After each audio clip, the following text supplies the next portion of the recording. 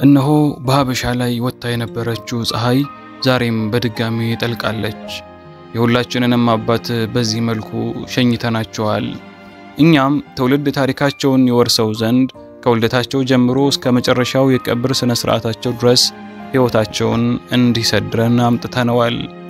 የቀብር ስነ ስርዓታቸው ላይ ለመገኘት በሺህ የሚቆጠሩ ሰዎች ታደመዋል።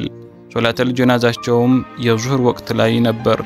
ከሶላት በኋላም መንገድ እየጠበበ ከኑር መስጂድ ወደ ሚኒሌም አዳራሽ ህዝቡ ሲተምላየ አጂብ ያሰኝ ነበር።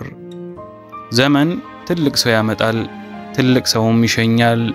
የኛ ዘመን ትልቅ ሰው፣ ትልቅ ዓሊም፣ የሁላችንም መሸሻና አባት ሙፍቲ ሐጂ ዑመር ኢድሪስ የተወለዱት ወሎ ለጋምቦ ወረዳ ገነቴ በመባል የምትታወቅ መንደር ውስጥ ነበር። አባታቸው እንድሪስ ዘለቀ የሚባሉ ሲሆን በግብርና ስራ የሚተዳደሩ ነበሩ። እናታቸውም መነን ሽፋው ይባላሉ። እንግዲህ ወደ ትውልድ ሀገርና ወደ አስተዳደግ ስሜ እኔ ትውልድ ሀገር ገነቴ ትባላለች።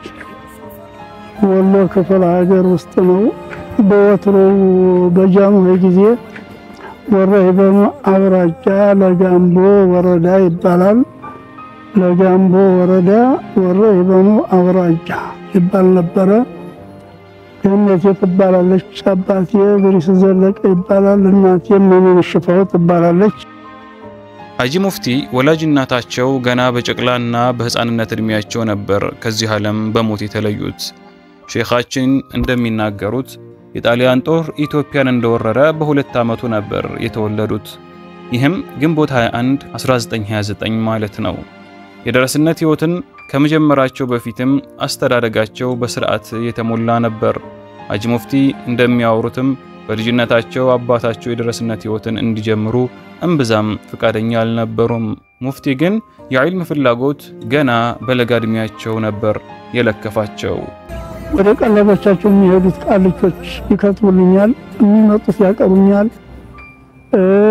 ወደታችም ወደ ወንዝ ባገርኩ ጊዜ ደግሞ በዛ አካባቢ የሚሄዱት ደረሶች ይጽፉልኛል፣ የሚመጡት ደግሞ ያቀሩኛል።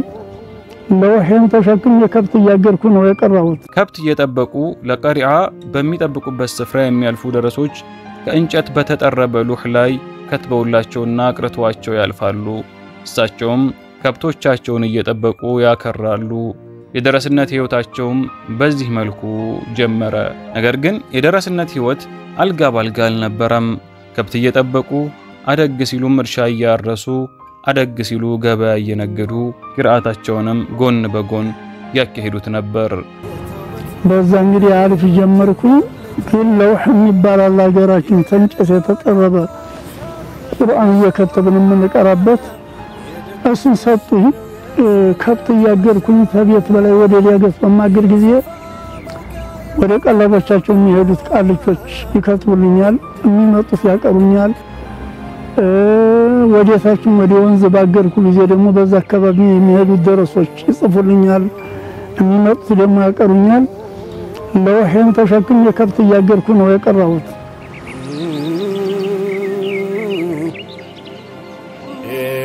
በገጠር ኢልም የሚከሰበው ቀሪዓ በማለት ነውና እሳቸውም በለጋነት እድሜያቸው ለቀላቢያቸው ከብት በማገድ እንጨት በመፍለጥ የጉልበት አገልግሎት እየሰጡ ባላቸው ቀሪ ሰዓት ዕውቀትን ይሰበስቡ ጀመር። ከብቶች አስገብቼ ሳበቃ ራቴን በልቼ ህጀ ቁርአን ተጀመርኩ። በኋላ አባቴ ቤት አድሬ አላቅም። መስጂድ ነው ጀማተው። ጧት ደግሞ ሱብህ ደግሞ ሰግጄ ከብት ለማስወጣት እመጣለሁ። በኋላም ደግሞ ትንሽ ከፍ ስል ደግሞ ወደ እርሻ ተራመድኩኝ፣ ወደ ንግድ ተራመድኩኝ። የገጠር ገበያ ንግድ ነግዴያለሁ፣ በበግ ነግዴያለሁ፣ በቡን ነግዴያለሁ፣ በበርበሬ ነግዴያለሁ፣ አርሳለሁ።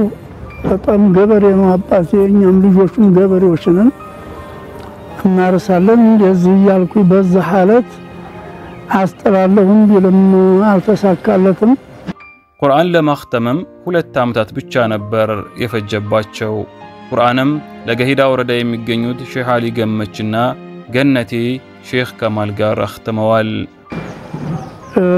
ቁርአን 2 ዓመት ነው ወሰደብኝ። አኺሩን ቁርአን ሱረቱል ካህፍ ድረስ እንደቀራሁኝ አንድ አመት ተነስቼ ተደብቄ ተሸሽዬ ሰፈር ሄድኩኝ።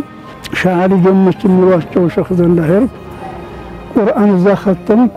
አብደኡ የምትባል የተውሂድ ኪታብ እዛ ቀራሁኝ። ተዛ ደግሞ አባቴ ለስከስ ብሎ አመጣኝ። እንዲህ እያሉ ነህው ከቀሩ በኋላ በቤተሰቦቹ ፍላጎት መሰረት የትዳር ህይወትን ጀመሩ። በትዳር ምክንያትም ለ2 ዓመት ያክል ቂርአት አቋርጠው ነበር። ከ2 ዓመት በኋላም ሶርፉንም ነህውንም በላጋውንም መንጢቁንም ተፍሲሩንም ፈኖችን አዳርሰው ሐጂ ሳኒ ሐቢብን ፍለጋ ወደ አዲስ አበባ ገቡ።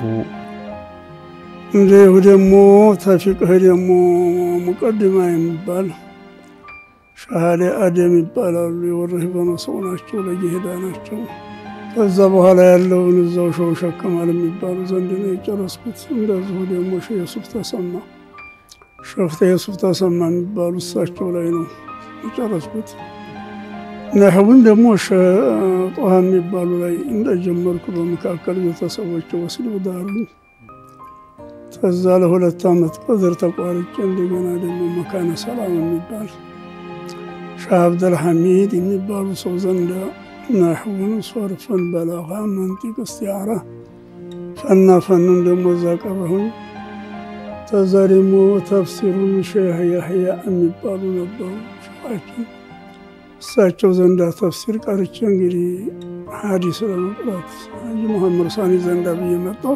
ወደ አዲስ አበባ ሲገቡ ቡኻሪና ሙስሊምን ቀርተው ወደ ሀገራቸው ለመመለስ አስበው የነበረ ቢሆንም በተለያዩ ምክንያቶች መኖሪያቸውን እዚያው አዲስ አበባ አደረጉ።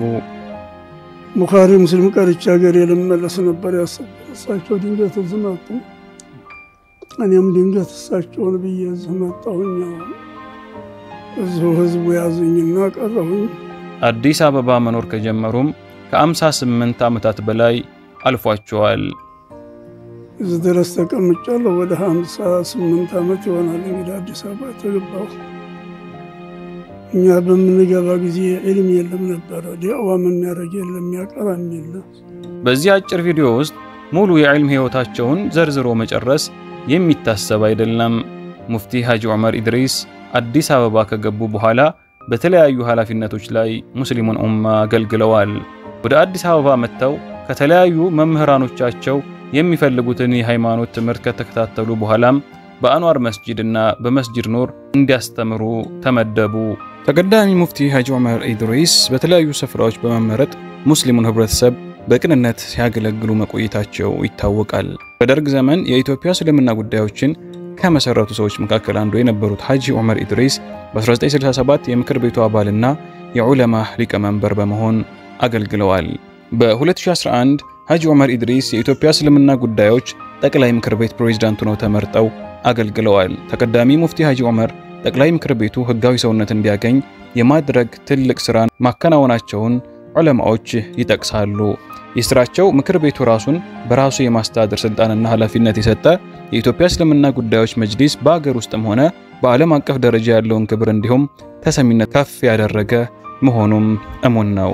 ሙፍቲ ሐጂ ዑመር ኢድሪስ ከማስተማር ባሻገር ከ50 በላይ ሃይማኖታዊ መጽሐፍትን ጽፈዋል። ቅዱስ ቁርአንንም ተርጉመዋል።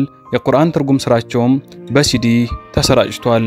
ከ50 ዓመታት በላይ በዘለቀ የአገልግሎት ዘመናቸውም ቁርአንን ከ300 ጊዜ በላይ በትርጉም ያስተማሩ ሲሆን ከጻፏቸው መጽሐፍት አንዱ የህትመት ብርሃን አግኝቶላቸዋል። ሙፍቲም በተለያዩ ጊዜያት ላበረከቱት አስተዋጽኦ በአገሪቱ አንጋፋ ከሆነው የአዲስ አበባ ዩኒቨርሲቲ በ2011 የክብር ዶክተሬት ተሰጥቷቸዋል። ተቀዳሚ ሙፍቲ ሐጂ ዑመር ኢድሪስ መሞት በኢትዮጵያ ሙስሊም ማህበረሰብና በመላው ኢትዮጵያውያን ዘንድ ጥልቅ ሐዘንን ፈጥሯል። ከምንም በላይ አምነዋቸው እውነትን ይከተላሉ ብለው ባስጠጓቸው ወሃቢያዎችና ባለስልጣናት በመካድ በብዙ መስዋዕትነት የተገነባውን የሙስሊሙን ማህበረሰብ ተቋም በበደልና በግፍ እንዲሁም በኃይል መነጠቃቸው የፈጠረባቸው ሐዘን ከልባቸው ሳይወጣ ሳይስቁ ማለፋቸው የብዙዎችን ልብ ሰብሯል። በስተመጨረሻም ሐጂ ሙፍቲ ዑመር የኖሩበትም የሞቱበትም እምነት ይህ ነበር። አላህ ቦታ ማያስፈልገው ጊዜያት ማያስፈልገው ጅሃት ማያስፈልገው አላህ ተቦታ የጠራ ጌታ ነው። አላህ ተወት የጠራ ጌታ ነው። አሁንም ቢሆን እዛ ቦታ ቦታ አለው አላህ እዛ ቦታ ሆኖ ነው ማለት አይደለም እሱ ፈለገው ቦታ ጠራቸው ወሰዳቸው ያ ቦታ እንዲህ ያለ ነው ብሎ እንዲህ ያለ ቦታ ነው ብሎ ለመወሰፍ የሰው አቅል የሚደርስበት ነገር አይደለም የሰው አቅል የማይደርስበት ነገር ነው ይላል እንኳን ያቀርቶ ተአርሽ በላይ ኑር العالم ይሄዱት ለወስፍ አይመችም ይላል ኑር العالم ሄደዋል ወዝጀ ፊ ኑር ይባረውና ይሄ ቦታ ያስዝም ማለት ነው